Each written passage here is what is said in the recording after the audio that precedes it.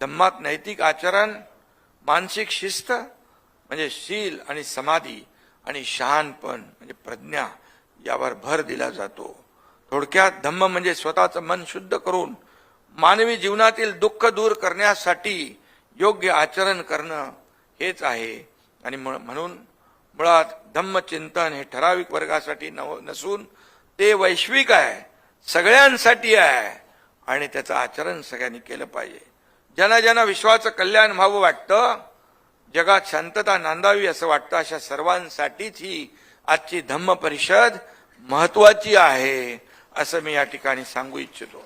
आणि म्हणून आज जगभरातील शांतता आणि स्थैर्य धोक्यात आहे. आपण पाहतोय कुठे इराण, इस्रायल, अमेरिकेचं युद्ध सुरू आहे, सीमांवर तणाव आहे, निरपराध नागरिकांचं जीवन उद्ध्वस्त होत आहे. वाईट याचं वाटतं, लहान लहान मुलांचे देखील बळी जात आहेत. आपण मानवता विसरून चाललो आहोत. युद्धाच्या झळा संपूर्ण जगाला सोसाव्या लागतात. अशा काळात भगवान गौतम बुद्धांची शिकवणच जगाला वाचवू शकते.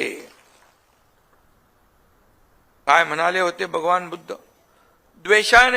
द्वेषाला द्वेषाने संपवता येत नाही, प्रेमानेच तो शांत होतो.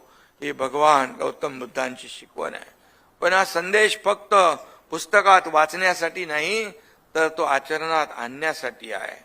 आणि म्हणून महाराष्ट्राच्या भूमीवरून संत परंपरेच्या या पवित्र वारशातून आपण जगाला एक ठाम संदेश देऊया. जगाला युद्ध नको, बुद्ध हवा.